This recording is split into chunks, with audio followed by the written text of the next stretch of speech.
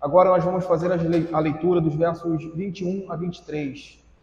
Mateus 7, versos 21 a 23. Diz assim a palavra do Senhor: Nem todo o que me diz Senhor, Senhor entrará no reino dos céus, mas aquele que faz a vontade de meu Pai que está nos céus. Muitos naquele dia hão de dizer-me: Senhor, Senhor, porventura não temos nós profetizado em teu nome, e em teu nome não expelimos demônios, e em teu nome não fizemos muitos milagres? Então lhes direi explicitamente: Nunca vos conheci. Apartai-vos de mim, os que praticais a iniquidade. Vamos orar, irmãos. Senhor bendito, nós pedimos, ó Pai, uma vez mais, que o poder da Tua palavra, Senhor, através da operação do Teu Espírito, possa produzir em nós o senso da realidade do texto que temos diante de nós, Senhor. Que as perspectivas humanas lançadas sobre esse texto, Pai, que não contemplam a gravidade do que aqui está escrito, aquilo que foi proferido pela Tua boca, Pai, que o Senhor traga diante dos olhos de cada um aqui, diante dos seus corações, seu entendimento, Pai, a realidade daquilo que o Senhor está nos ensinando aqui, ensinando ao Teu povo. E com isso, Pai, eu peço que o Senhor firme os Teus, firme o Teu povo, Pai, na segurança das Tuas promessas, na segurança da Tua aliança, da Tua eleição, ó Pai. Nos dando paz ao sermos confrontados com aquilo que aqui temos diante de nós. Nos ajude, Senhor, em nossas fraquezas, nos ajude em nossas limitações. Oramos, ó Pai, contando com o Teu Espírito, com a Tua graça, porque sem o Senhor, ó Pai, nós não poderíamos falar ao Teu povo com verdade. Assim oramos, ó Pai, confiantes no Senhor. Amém.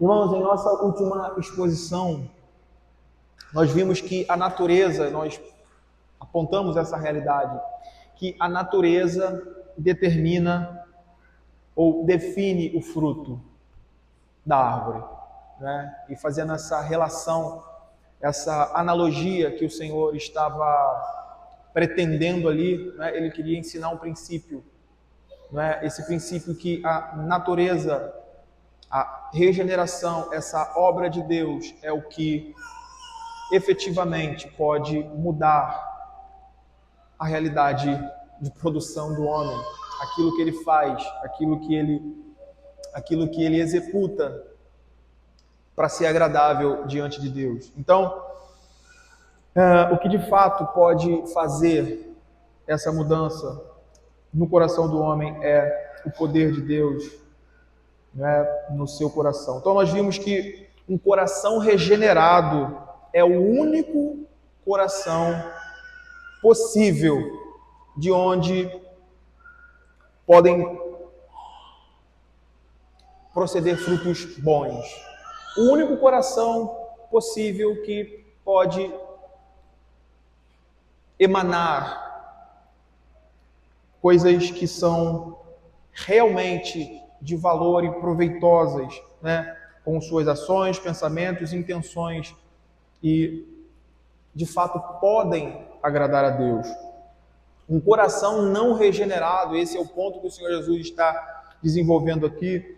Um coração não regenerado, ele pode fazer muitas coisas, né? Humanamente falando, coisas boas, proveitosas para essa vida, mas seus frutos e suas obras são só isso, né?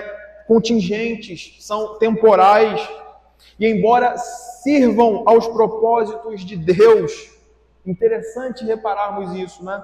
Embora sirva aos propósitos santos de Deus no mundo, contudo, essas obras, esses frutos, não são obras, não são frutos que agradam de fato a Deus. Por quê? Porque embora estejam o ato em si, né, alimentar como essa teologia, esse evangelho social que hoje se vê, que hoje é amplamente propagado, embora esse ato em si de alimentar pobres, de fazer alguma coisa com uma aparente bondade e justiça, embora isso seja conforme a lei de Deus em sua forma, em sua casca, o motivo é o amor próprio e o fim é a glória do próprio homem. É a glória do próprio homem. Normalmente o que está por detrás dessa boa intenção, dessas boas obras, dessas realidades, é a promoção, é aquilo que Jesus ensinou. Em vários momentos aqui no próprio Sermão do Monte, quando ele olha para os seus discípulos e ele os confronta, mostrando a realidade hipócrita dos fariseus que gostavam de orar, ou seja, estão cumprindo uma relação piedosa, cumprindo uma questão piedosa, gostam de dar esmolas, jejuar, fazer coisas que aparentemente diante da religião é algo bom, louvável, algo que aparentemente agrada a Deus, mas o Senhor condena-os, o Senhor os condena, porque a terra, o lugar, a origem de onde essas coisas partem é uma terra estragada, é uma terra podre, é uma raiz que não tem o seu fundamento, que não tem o seu propósito de glorificar a Deus. Então, a glória é para Ele próprio. Então, a causa disso, como nós temos visto, é um coração que permanece em um território de rebelião contra Deus. Para Deus, meus irmãos, a gente não pode perder isso de vista. Para Deus, a obra não é julgada apenas pelo que se faz, mas pelo porquê se faz. E Romanos é bem implacável com relação a isso, né? Romanos 14, 23. E tudo que não provém de fé é pecado. Tudo que não provém de fé, desse tronco, dessa raiz, que confia em Deus e que está sendo feito para a sua própria glória, é pecado. Então, a fim de não nos deixar confundidos, e aqui é um ponto balizador, a fim de não nos deixar confundidos na ilusão ou no auto-engano do pecado, o Senhor nos expõe essas duras palavras de aplicação do seu sermão. E especificamente aqui, nesses versículos que passamos a tratar agora, o Dr. Mark Lloyd Jones, ao se debruçar sobre esse texto, acertadamente diagnosticou a condição aqui descrita como uma hipocrisia inconsciente. O que torna tudo isso aqui assustador e aterrador é exatamente essa realidade que o Senhor está mostrando aqui. Uma hipocrisia inconsciente que se expressa por meio do auto-engano. Pois como o próprio comentarista aqui, Lloyd Jones, observa, não estamos lidando aqui no texto, você pode reparar bem, com o ateu. Nós não estamos lidando aqui com aquele homem que é o herege declarado, nem com o apóstata, que cospe na face de Deus.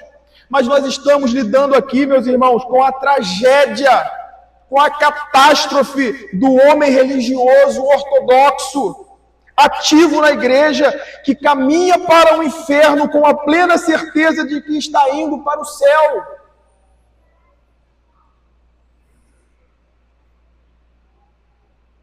Então, em Mateus 7, versos 21 a 23, Jesus não está mudando o princípio aqui, mudando de assunto, né, de que a natureza determina o fruto, mas ele está expandindo o escopo da advertência, ele está aprofundando e expandindo essa realidade. Antes, o foco era o perigo exterior, ou o perigo de ser enganado por outros, melhor dizendo. Pelo lobo, né, pelos lobos, pelo falso crente, pelo falso profeta. Agora, o foco muda, a espada volta o nosso próprio pescoço. Agora o foco é o perigo de ser enganado por si mesmo, pelo seu próprio coração, assim como o profeta vai dizer que o coração do homem é enganoso, mais do que todas as coisas. Ele é corrupto.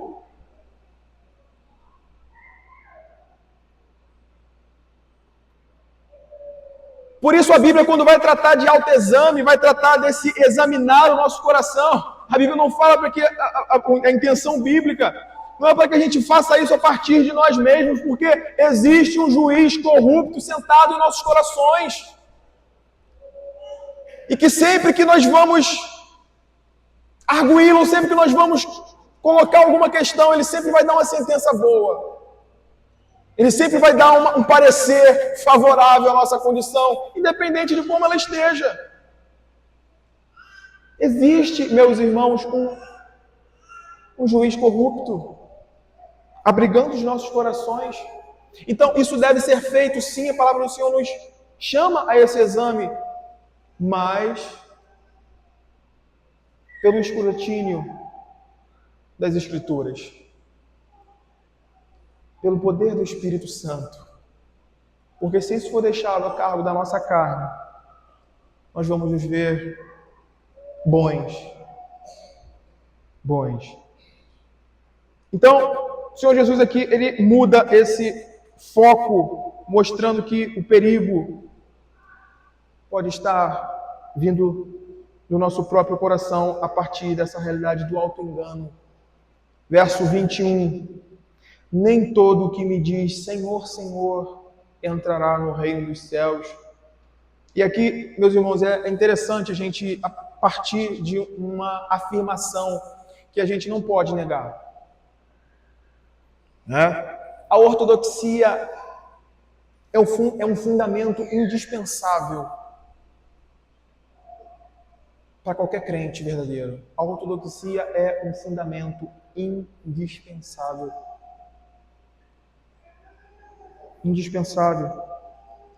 Se você não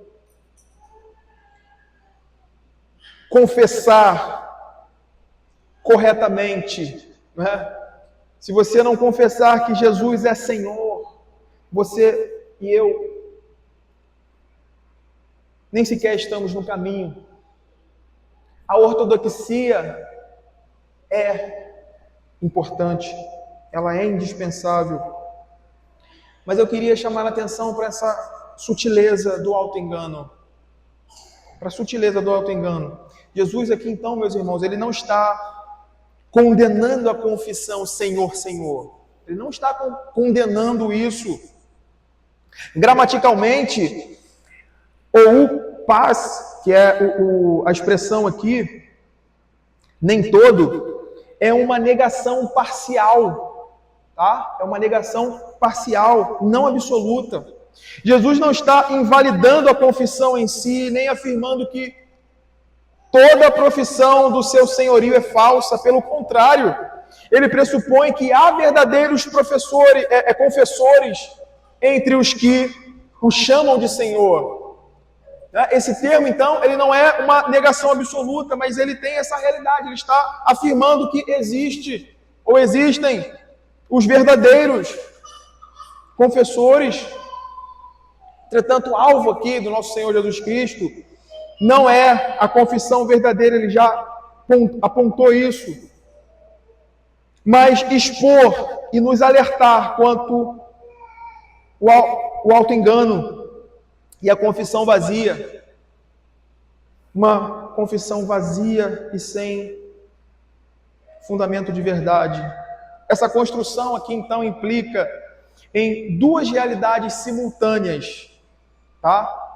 em duas realidades simultâneas, e que a gente encontra o paralelo do que ele está falando aqui naquilo que ele já disse anteriormente, quando ele abriu essa parte de aplicação do seu Sermão do Monte.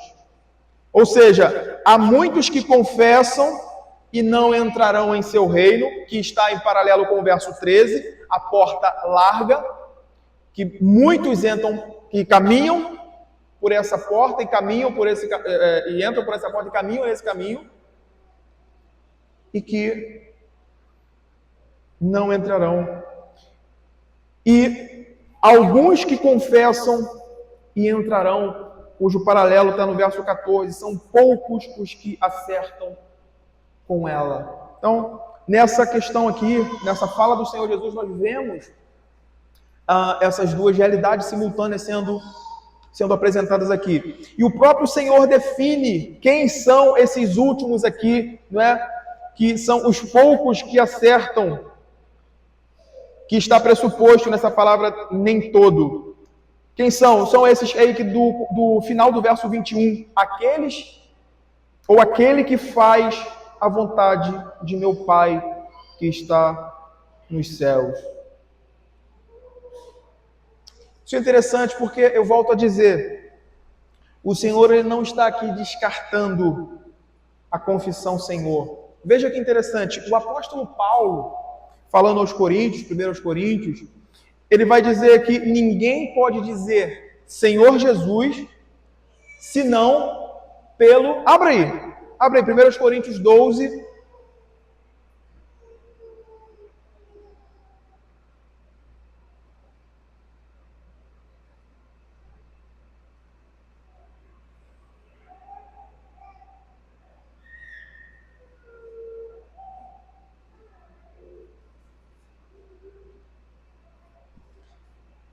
Primeiro Coríntios 12, verso 3.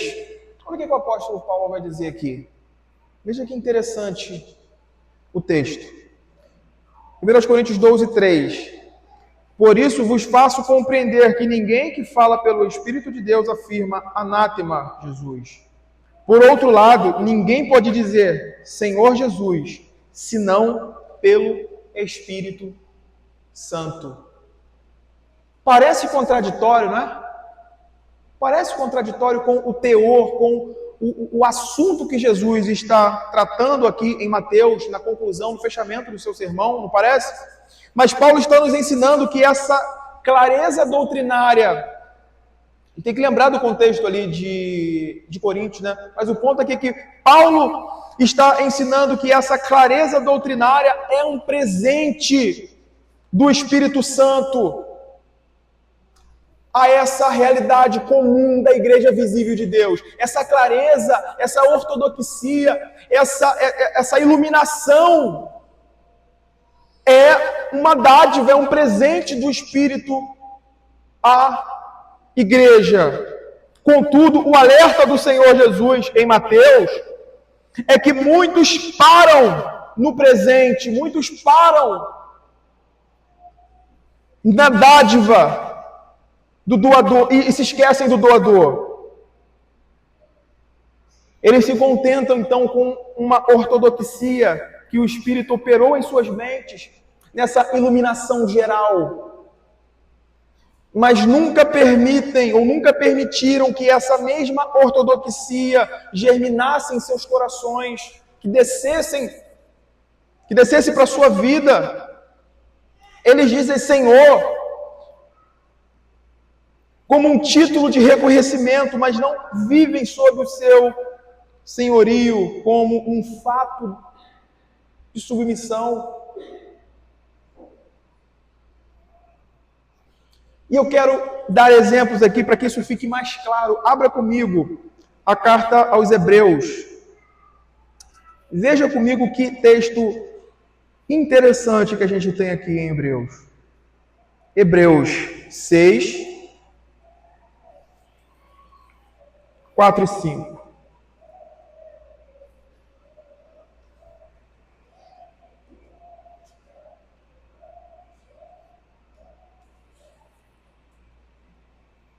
Veja o exemplo que temos em Hebreus 6, 4 e 5. O texto diz: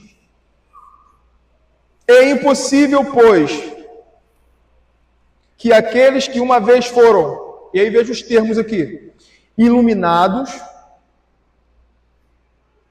e provaram o dom celestial e se tornaram participantes do Espírito, do Espírito Santo.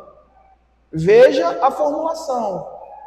Se tornaram participantes do Espírito Santo e provaram a boa palavra de Deus e os poderes do mundo vindouro e caíram. Sim, é impossível outra vez renová-los para arrependimento, visto que de novo estão crucificando para si mesmo o Filho de Deus, expondo à ignomínia. O ponto que eu queria destacar aqui é exatamente esse núcleo aqui, os versos 4 e 5, onde o autor ele coloca esses termos aqui.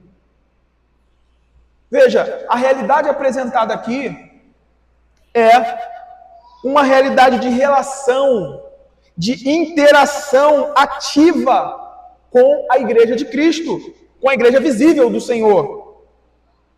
Onde, meus irmãos, ordinariamente,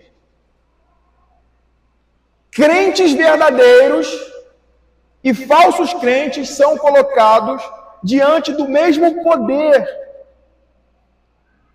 diante das mesmas realidades que, segundo a própria fala, segundo a própria palavra do autor aqui aos Hebreus, ele vai chamar de dom celestial, participantes do Espírito Santo, que provaram a boa palavra de Deus e os poderes do mundo vindouro.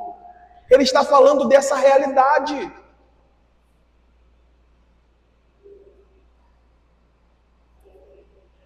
Mas vejam, a tragédia destes indivíduos é que, mesmo como pessoas não regeneradas, eles, em certo sentido, experimentam do que poderíamos chamar de um despertamento da consciência ou uma iluminação mental. Por quê? Porque eles estão envolvidos na realidade da Igreja de Cristo. Como eles estão, de alguma forma, ligados ao corpo visível de Cristo, onde o seu Espírito se faz presente pela pregação do Evangelho, na administração dos sacramentos, na disciplina. Eles provam, eles experimentam sim dessas realidades, dos poderes. Eles experimentam do Espírito que está fluindo no meio da realidade pactual do seu povo, onde Deus fala à igreja por meio da pregação.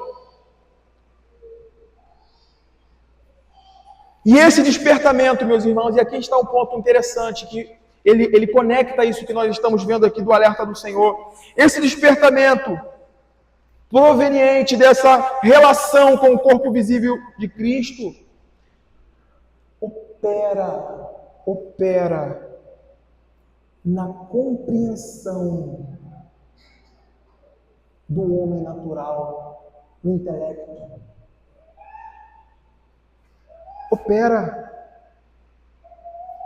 podendo produzir, não se espante com o que eu vou falar, mas podendo produzir um conhecimento profundo, uma ortodoxia de julgamento impecável, chegando até a gerar mudanças superficiais,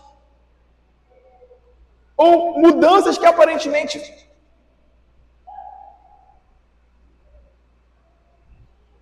convencem. Este esclarecimento intelectual, ele é capaz de informar o intelecto do homem. Ele faz bem para a razão caída, porque tem argumentos sólidos, tem fundamentos. Então ele atrai, ele informa, ele corrige o intelecto,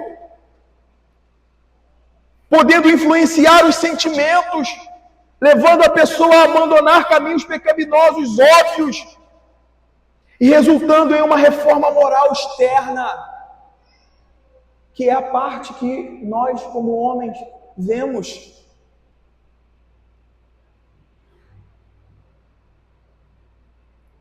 Contudo, meus irmãos, contudo, entretanto, sobretudo, todavia, aqui reside o perigo.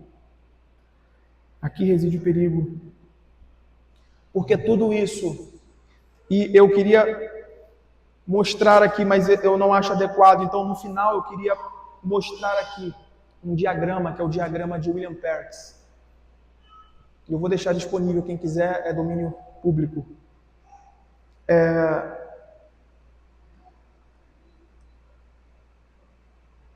Contudo, essa teoria, essa ortodoxia teórica, não introduziu na alma uma nova natureza espiritual. Esse é o grande perigo daqueles que são convencidos meramente pela beleza da razão, da lógica, do conhecimento, mas que eles amam mais o conhecimento, eles amam mais o conhecer do que o doador da sabedoria, aquele que é a própria sabedoria, Cristo Jesus. Eles não querem passar para lá e ter um relacionamento, porque a partir de então, Ele ditará onde os seus passos devem ir, onde eles não devem ir, o que sua boca deve falar, o que sua boca não deve falar, o que seu coração deve sentir, o que seu coração não deve sentir. Eles param no conhecimento porque isso infla-os.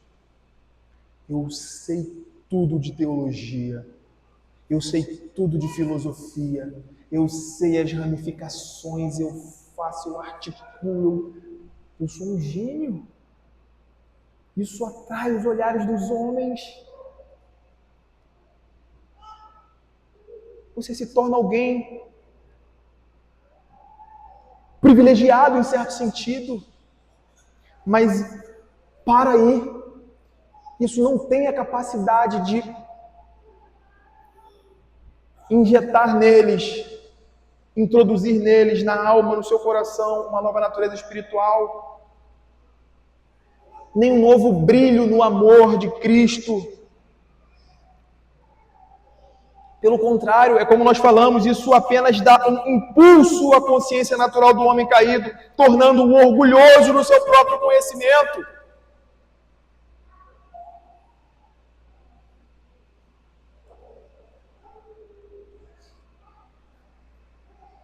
E todas as vezes que eu passo por esses temas, que eu me deparo com esses temas, eu sempre me lembro de John Flavel, do seu trabalho, das suas argumentações com relação a isso, até no que é muito confundido na teologia dos puritanos, como essa graça preparatória, não é? Falando da convicção, falando dessas realidades que estão nessa periferia, mas que não geram, não introduzem vida. Então, é interessante como a gente, olhando essas realidades, a gente chega a essas... Isso fica mais claro diante de nós. Resumindo mais ou menos o que ele fala, ele diz que Satanás é expulso da sala do intelecto pela força da verdade. É claro, é óbvio que isso vai acontecer, a gente está falando da verdade eterna de Deus. A gente está falando de algo que é absoluto, incontestável. A aletheia é a verdade absoluta. Não tem uma outra verdade que se iguale a ela, muito menos que a supere. É claro que a razão caída vai se render e vai achar isso de certa forma maravilhoso, esplêndido.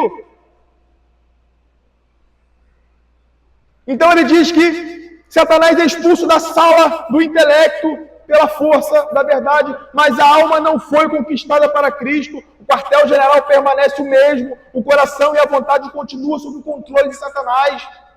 de forma velada agora, de forma velada. Como consequência, esses indivíduos temem o inferno, mas ainda não amam a Deus. Eles fogem da punição, eles fazem tudo possível para escapar da punição, mas eles ainda odeiam a luz. E aí agora citando literalmente o escrito de Flavel, ele vai dizer, já trouxe essa citação aqui algumas vezes, embora, e preste bastante atenção no que ele diz, embora os pecadores estejam sob o domínio de Satanás, eles estão em paz, numa segurança carnal, têm uma esperança presunçosa e ouvem a palavra com uma falsa alegria. Eles sustentam essa confiança ilusória com privilégios eclesiásticos, ignorância e auto-engano, afirmando ter sinais da graça em manifestações exteriores de misericórdia, dando respostas superficiais ao Evangelho, fazendo autoavaliações distorcidas por causa do amor de si mesmo, e comparando-se a pecadores piores do que eles, sendo que Satanás emprega tudo isso para cegá-los e arruiná-los. Flávio chegou a essa sinistra conclusão. Segue-se daí que a maior parte do mundo está caminhando diretamente para a destruição eterna.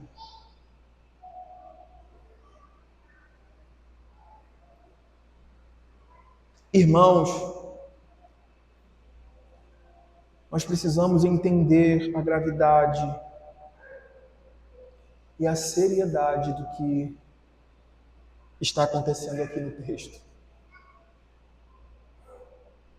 do que está sendo falado aqui. Porque no verso 22, que segue, quando esses indivíduos, preste bastante atenção nisso, quando esses indivíduos clamam, Senhor, Senhor, e eles listam seus feitos, preste bastante atenção nisso. Eles não estão,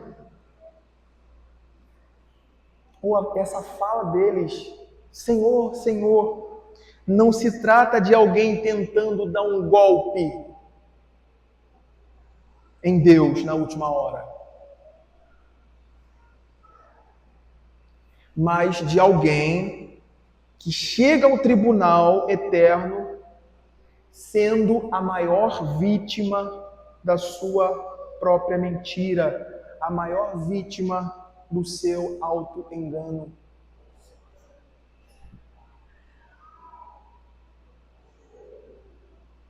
Eles vão confiantes. Eu sou crente.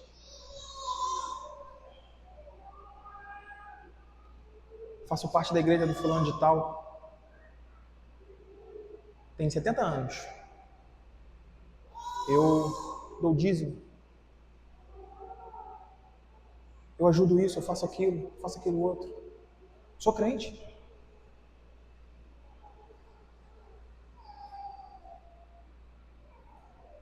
Isso é o que Martyn Lloyd-Jones chamou de hipocrisia inconsciente. Eles não percebem, eles não veem isso. O hipócrita consciente é aquele que sabe que ele está usando uma máscara, né? Ele fala, agora eu vou pegar essa máscara, eu vou fingir que eu vou me passar por isso para tapear. O hipócrita consciente, ele aparenta isso. Mas o caso aqui, que é o hipócrita inconsciente, ele acredita que a máscara é o seu verdadeiro rosto. Ele acredita piamente nisso. Ele acredita piamente que as obras externas, destituído de um coração regenerado, de um coração que faz a vontade de Deus, que ama a Cristo, o coração destituído dessa raiz, pode agradar a Deus e pode ir para o reino dos céus, pode herdar o reino dos céus. porque ele não mata, porque ele não rouba, porque ele não adultera, porque ele deixou de fazer um monte de coisa, parou de fumar, parou de, sei lá, cheirar, parou de, sei lá, prostituir, que ele está indo na igreja meramente. Ele acredita que a máscara é, de fato, o seu próprio rosto.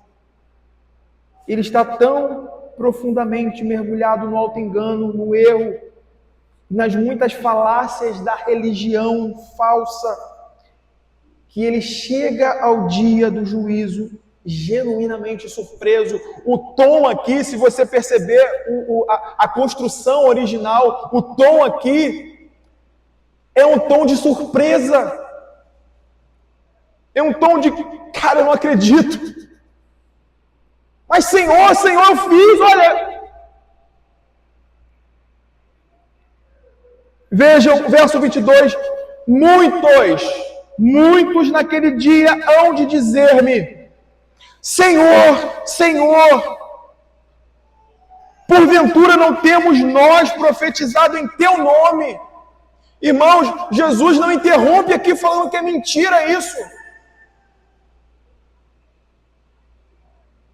E eles prosseguem: e em teu nome não expelimos demônios.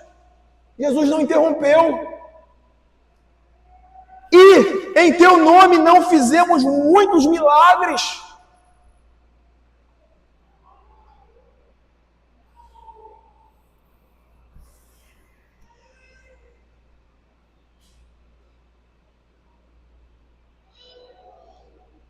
Vejam a catástrofe. Vejam a miséria do que uma vida construída sobre um falso fundamento pode conduzir um homem. Vejam aqui o deslocamento do que está sendo apresentado. Como nunca houve uma união vital com Cristo no coração. Vejam isso. A alma, o intelecto, a mente, o coração, precisou fabricar uma segurança baseada no ativismo religioso, em obras, em ações.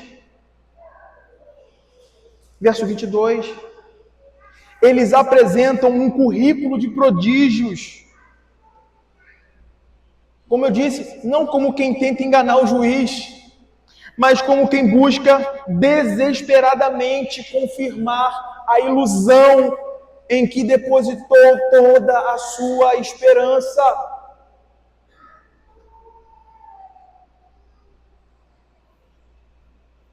E aqui, meus irmãos, no verso 22, isso é assombroso, mas verdadeiro. O Senhor nos permite aqui, de alguma forma, ouvir o discurso. Não sei quem aqui já participou de júri ou dessa realidade, né? Aqui o Senhor nos permite ouvir o discurso de defesa desses homens no dia do juízo, para a nossa própria instrução e alerta. É como se nós fôssemos colocados ali. E agora ele fala. Está aqui, verso 22. Senhor, nós não temos profetizado em teu nome. Nós não temos expulsado, expelido demônios no teu nome. Em teu nome não fizemos muitos milagres, não fizemos muitos bens aos homens.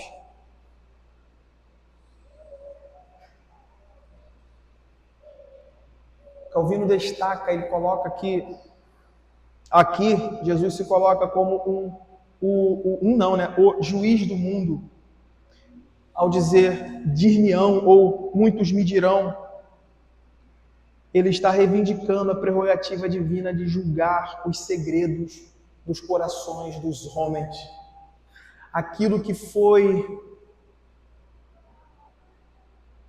maquiado, aquilo que foi construído em cima de uma mentira, aquilo que foi construído em cima de hipocrisia, que nunca foi colocado diante de Deus, que nunca foi averiguado, que nunca foi testado pela palavra de Deus para ver se realmente era um fundamento verdadeiro, um fundamento sólido. O Senhor, como juiz de todo mundo, Ele irá julgar os segredos do coração do homem,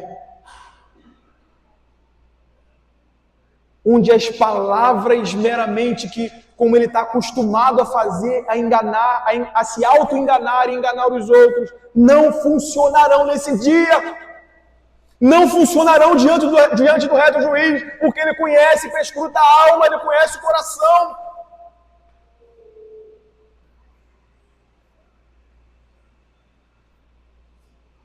Irmãos, eu queria te chamar a atenção para isso. Aqui não tem exegese, não estou fazendo, não tem hermenêutica, não tem interpretação minha aqui.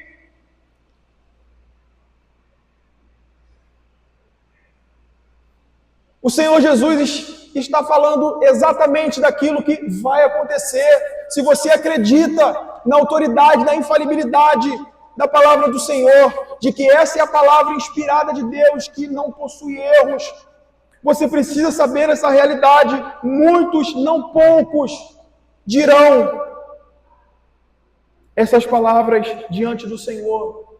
Isso vai acontecer. Ele antecipou isso aqui para mim e para você. Isso vai acontecer como ele está dizendo aqui. Muitos vão tentar se justificar naquele dia por suas obras externas, mas cujo coração testemunhava contra essas obras. Por isso esse alerta da parte do Senhor é extremamente significativo a cada um de nós aqui, a começar por mim.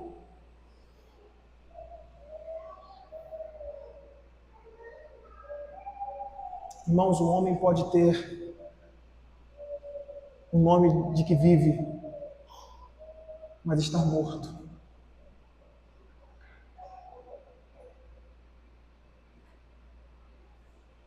O homem pode ter o nome de que vive, mas ele pode estar morto.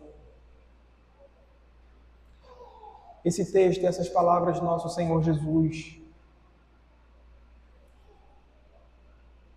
nos impele a esse exame perscrutador da sua palavra em nós.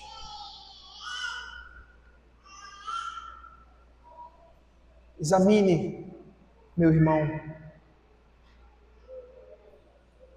se a semente da palavra de Deus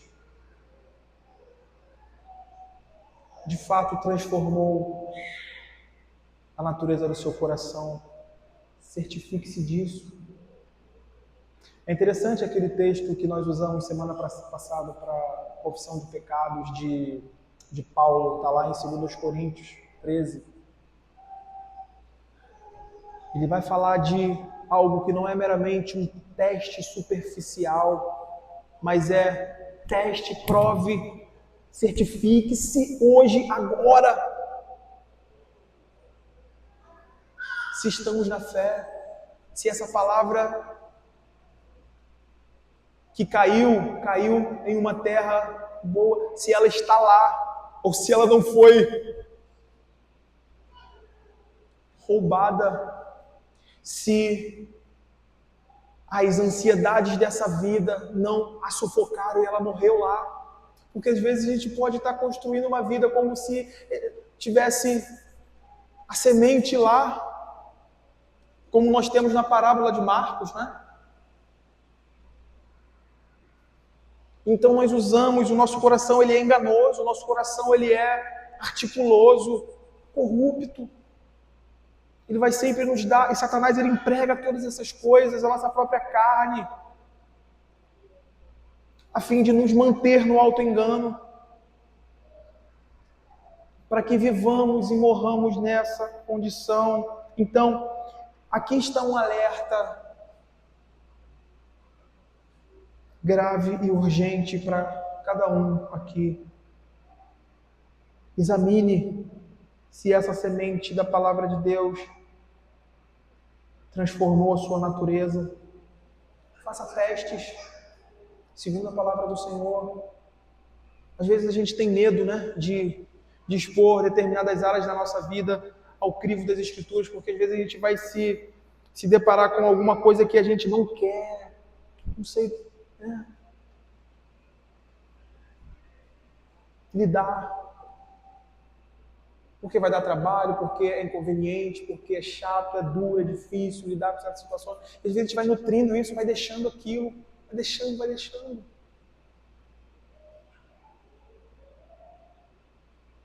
Você já viu aquela praga de passarinho que dá numa uma árvore bela, bonita, ela chega ali, você passa um dia, tá só um negocinho pequenininho, só uma raizinha. Você passa outro dia, ela já enrolou o caule. Você passa 2, 3 dias depois, ela tomou aquele galho. Ela desce para o tronco e ela ganha força. Ela cresce e sufoca toda a árvore.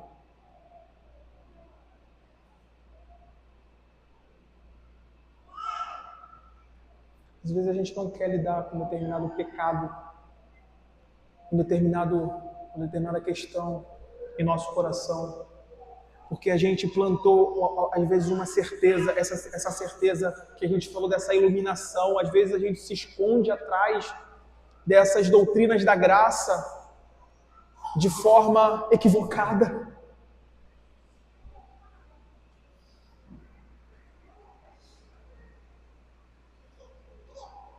Não espere até que o selo da morte esteja em sua testa para descobrir se você é um filho de Deus ou não. O alerta bíblico é sempre esse: agora é o dia da salvação. Hoje Deus convida, hoje Deus chama. Hoje.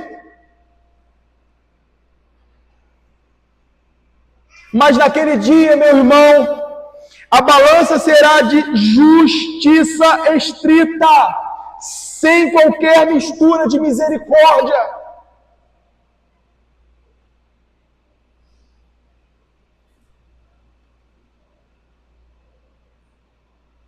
Hoje é o dia, agora é o dia de colocarmos os nossos corações, de pegar a podridão, de pegar tudo aquilo, colocarmos em cima da mesa. Senhor, está aqui. Como você tem lidado, como você tem vivido com relação a isso tudo.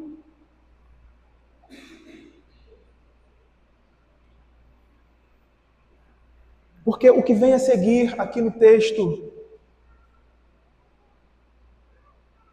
torna tudo isso que vimos até aqui algo muito mais grave do que às vezes a gente imagina e que deve ser levado a sério cada minuto da nossa vida, cada passo que damos nesse mundo. Veja o verso 23, o último verso aí dessa sessão.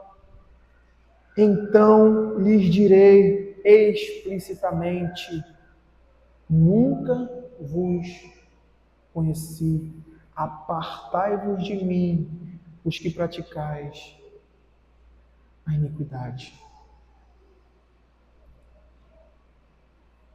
Volto a dizer, hoje é o dia, agora é a hora. Naquele dia, a balança será de pura justiça, meus irmãos, sem misericórdia. Então lhe direi explicitamente: nunca vos conheci. Apartai-vos de mim. Aqui nós temos, irmãos, o pronunciamento do juiz, pronunciamento final do juiz. A palavra grega traduzida aqui como explicitamente, ela carrega o sentido de uma declaração pública oficial. É como se o reino dos céus, é como se o comandante desse reino chegasse diante de todos os súditos e fizesse esse pronunciamento oficial de forma pública. É uma forma do Senhor dizer, naquele dia, eu, o Senhor, que conheço os corações e as intenções dos homens, finalmente tirarei a máscara deles e eles serão vistos como de fato são. E esses homens que praticam a iniquidade, ou seja, que nunca tiveram a semente divina germinada neles, gerando vida, uma nova natureza, eles serão tidos como estranhos. Não importa o que eles tenham feito,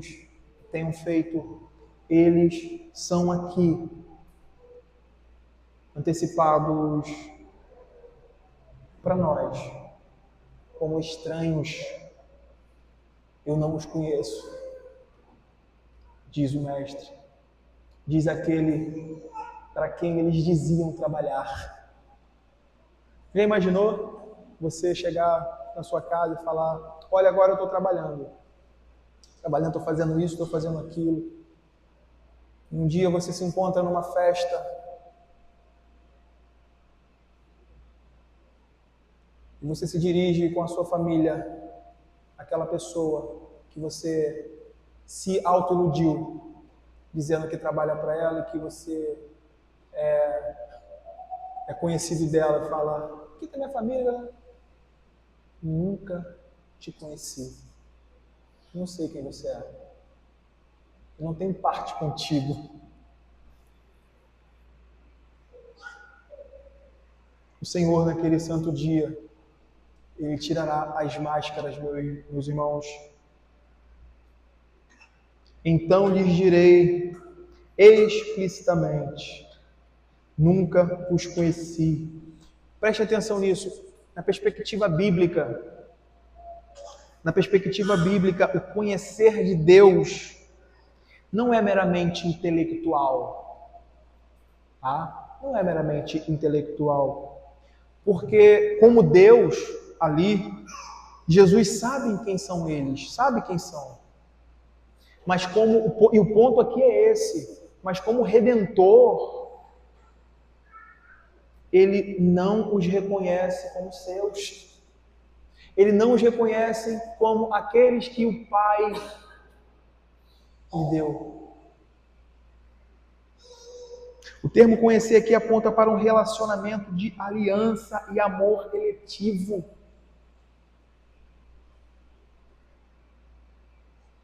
Quando Cristo diz nunca vos conheci, Ele está afirmando algo mais profundo do que vocês se desviaram ou vocês não perseveraram.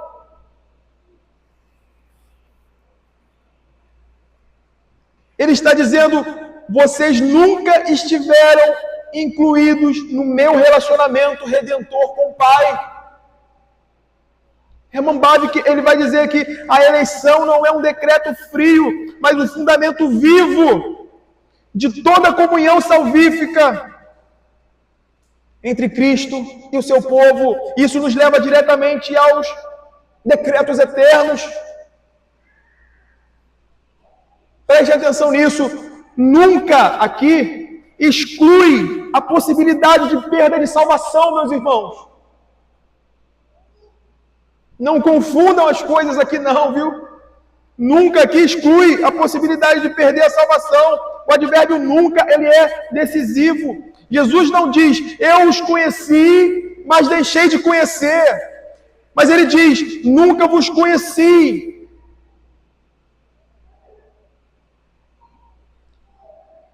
Vocês nunca foram meus. Isso se harmoniza perfeitamente com João 6,37. Todo aquele que o Pai me dá, esse virá a mim, e o que vem a mim, de modo nenhum lançarei fora. João 10, 28, 29. Eu lhes dou a vida eterna, jamais perecerão, e ninguém as arrebatará da minha mão. E talvez uma pergunta seja interessante aqui, ou uma pergunta brote aqui. Diante de tudo isso que vimos até agora, e a pergunta é essa: por que essas pessoas estiveram tão próximas e tem o fim que tem? Ouviram a palavra, participaram da comunidade, experimentaram influências do Espírito, exerceram dons externos, mas nunca foram regeneradas. A confissão de fé, então, a confissão de fé de Westminster, ela é cirúrgica nisso, ao nos ensinar essa realidade. Eu quero ler com você o que a nossa confissão vai dizer sobre essa realidade no capítulo 10, seção 4. Os não eleitos, prestem atenção, os não eleitos, posto que sejam chamados pelo ministério da palavra.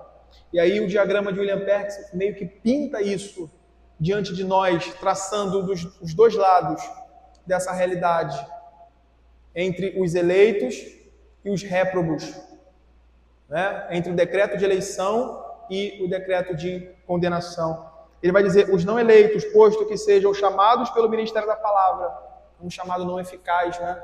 É um chamado geral, e tenham algumas das operações comuns do Espírito, contudo nunca se chegam a Cristo e, portanto, não podem ser salvos, muito menos poderão ser salvos por qualquer outro meio, os que não professam a religião cristã, pois, por mais diligente que sejam em conformar a sua vida de acordo com a luz da natureza e com a lei da religião que professam, asseverar e manter que o podem é muito pernicioso e detestável.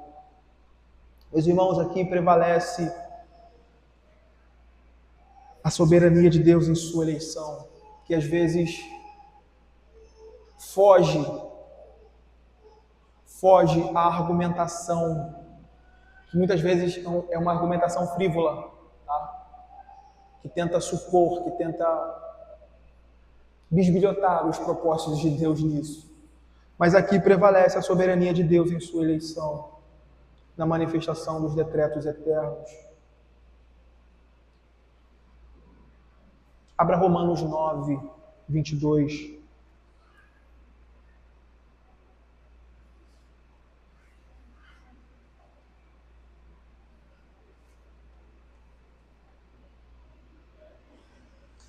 Romanos 9, 22. Que diremos, pois, se Deus, querendo mostrar a sua ira e dar a conhecer o seu poder, suportou com muita longanimidade os vasos de ira, preparados para a perdição, a fim de que também desse a conhecer as riquezas da sua glória em vasos de misericórdia, que para a glória preparou de antemão, os quais somos nós, a quem também chamou, não só dentre os judeus, mas também dentre os gentios.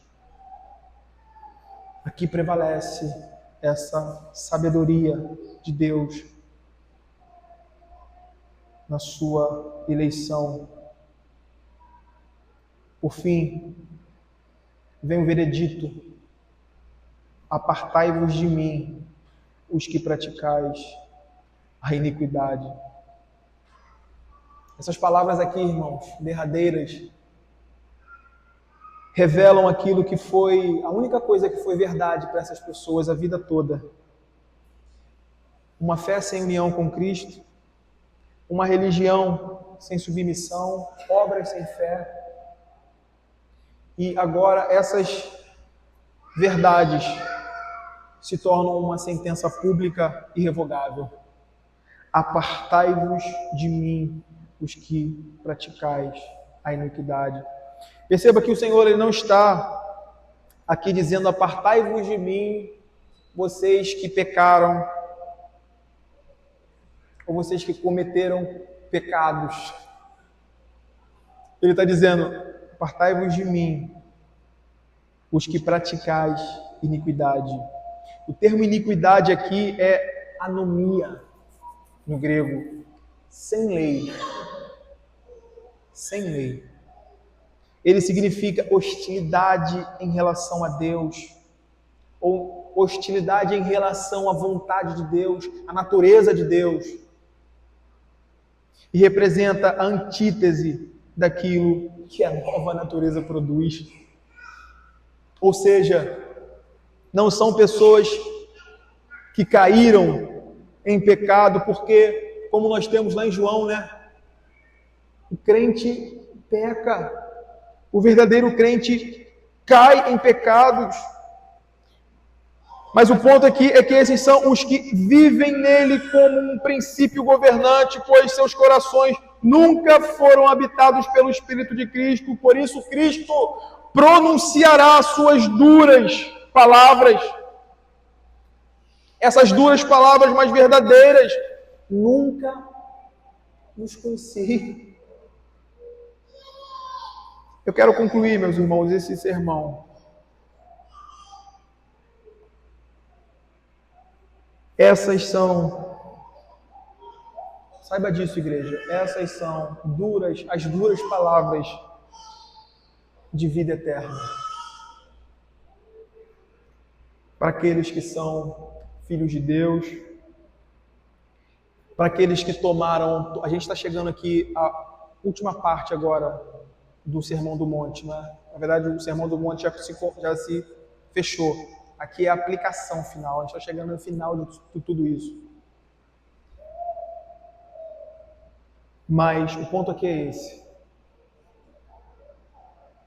Essas são as duras palavras, mas que, para aqueles que ouviram, para aqueles que tomaram essa palavra do Senhor pregada aos seus corações, que desceu ao seu coração, que eles vasculharam as suas vidas, que eles provaram essa realidade e que essa palavra brotou, germinou, essa natureza foi gerada ali pelo poder da palavra e da operação do Espírito.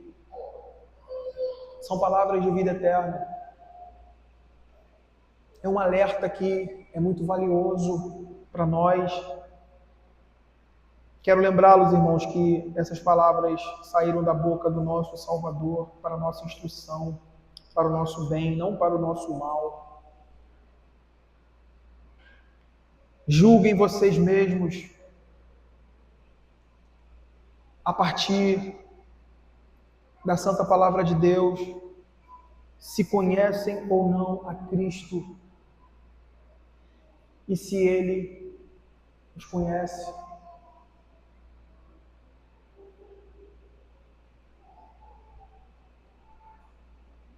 Pergunte-se, indague-se sobre isso, porque no final das contas, a única coisa que importará é essa: o Cristo de Deus, o Senhor Jesus, te conhece. Você e eu somos alguém conhecidos do Senhor?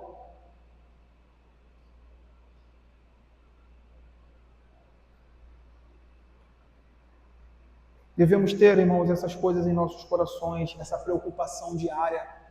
E eu volto a citar ali o diagrama de William Perkins, que do lado onde o sangue de Cristo está cobrindo os eleitos, essa é uma preocupação constante em todo o processo salvífico. A gente sabe que a justificação é um ato único, né? Não tem rejustificado. Um ato, você está justificado, está justificado. Mas em todo o restante do processo, na mortificação, na santificação, nessa caminhada aqui, nesse mundo,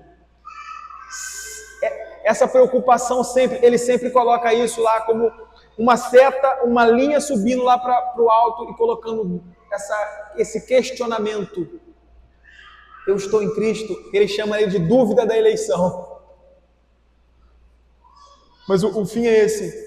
Eu estou em Cristo. Ele me conhece.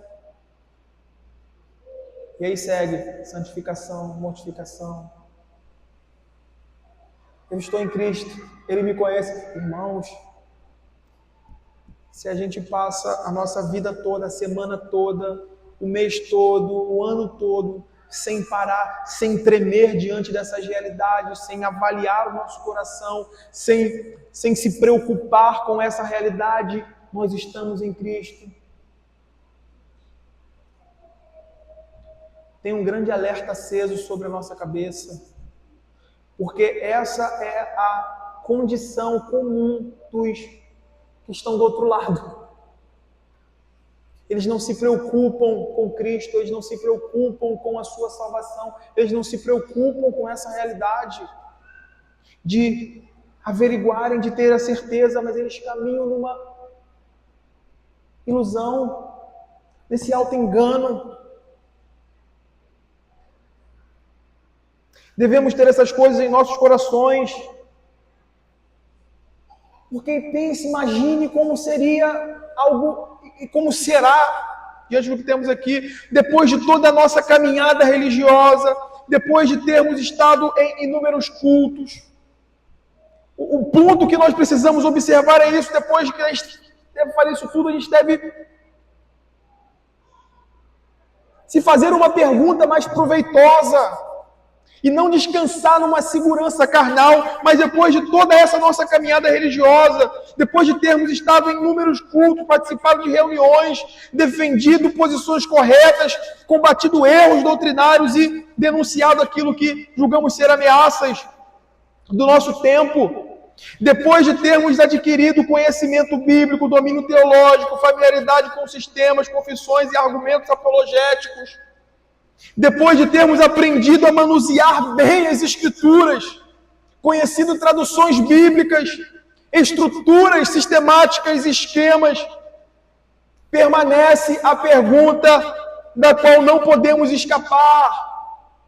E a pergunta mais proveitosa para a sua e para a minha alma: qual é de fato a realidade do nosso relacionamento com o Senhor Jesus Cristo? Você o ama acima de todas as coisas? O seu amor o toca.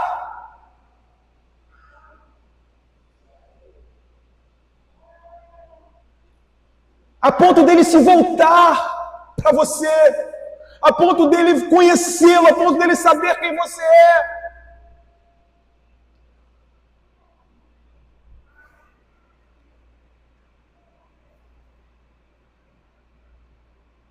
Qual é de fato a realidade do nosso relacionamento com o Senhor Jesus Cristo?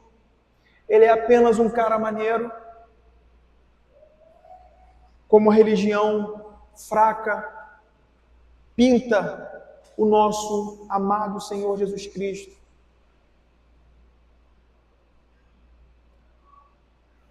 Ou ele é o nosso amado, o desejado da nossa alma? Aquele sem o qual não podemos passar o dia. Aquele em que o meditar dos nossos corações se apega e ao contemplá-lo nas Escrituras, o nosso coração se compunge, os nossos olhos marejam, brotam lágrimas, e o nosso ser se prostra diante dele. Nós o conhecemos, ele nos conhece, ele sabe quem você é, querido. Você está nele. Eu quero concluir aqui com a conclusão de Spurgeon desse mesmo sermão, que é como que uma oração ou uma súplica diante dessa realidade que nós temos aqui visto. Spurgeon termina o seu sermão aqui sobre Mateus 7, 21 a 23, rogando e dizendo: ó Cristo de Deus, Nunca digas essas palavras para qualquer um de nós. Bendito Cordeiro de Deus, tu que és toda a nossa salvação e todo o nosso desejo, sabemos que nunca poderás dizer tais palavras para alguns de nós, pois nos conheces desde a eternidade e há muito que te conhecemos. Conheces aqueles a quem escolheste, conheces aqueles a quem remiste com teu precioso sangue, e aqueles que foram chamados por tua graça, aqueles a quem despertaste e preservaste e mantiveste até este dia. Porém, ó, jamais nos deixes entre os que enganam a si mesmos, que naquele dia te ouvirão dizer: nunca vos conheci. Há mais trovões nessas três palavras do que os que ouvimos em meio à mais terrível tempestade que já se passou sobre nossas cabeças. Não há qualquer pegada ou olhar como o fogo para as acompanhar. Elas são pronunciadas calma e deliberadamente. Mesmo assim, são terríveis e esmagadoras. Nunca vos conheci. Irmãos, que a nossa postura, que a nossa posição diante desse alerta do Senhor solene aqui nos faça tremer, mas ao mesmo tempo nos faça correr para Cristo, como temos que fazer todos os dias. Que essas palavras não nos gere um desespero sem esperança, mas que ela nos produza e nos conduza à única esperança que temos de redenção, que é Cristo Jesus. Vamos orar. Senhor Deus, Pai bondoso, como é difícil, Senhor, como é difícil para nós lidarmos com essas questões, estando, ó Deus, manchados pelo pecado, debilitados e com a nossa natureza inclinada, Deus. Há muitas ilusões, Pai, somente o Teu Espírito, ó Deus, somente a Tua Palavra podem, ó Deus, produzir em nós uma convicção sem engano.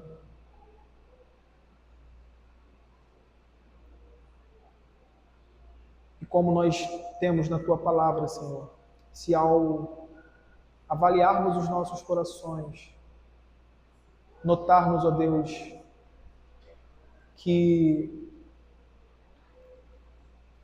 estamos longe dessa realidade de redenção, Pai.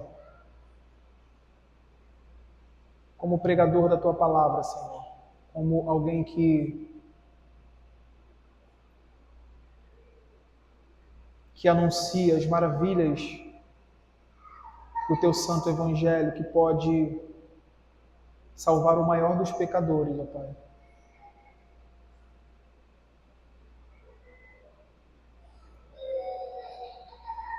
Eu sempre quero crer que, ao nos vermos nessas condições,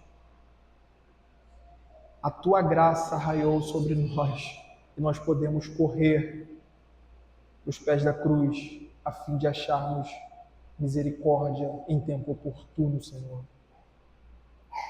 Dá-nos, Senhor, olhos para enxergar isso. Aqui agora, Senhor, dá-nos, ó Deus, discernimento. Abra os nossos olhos, Senhor. Abra a nossa mente hoje, em nome de Cristo Jesus. Amém. Vamos ficar de pé, irmãos.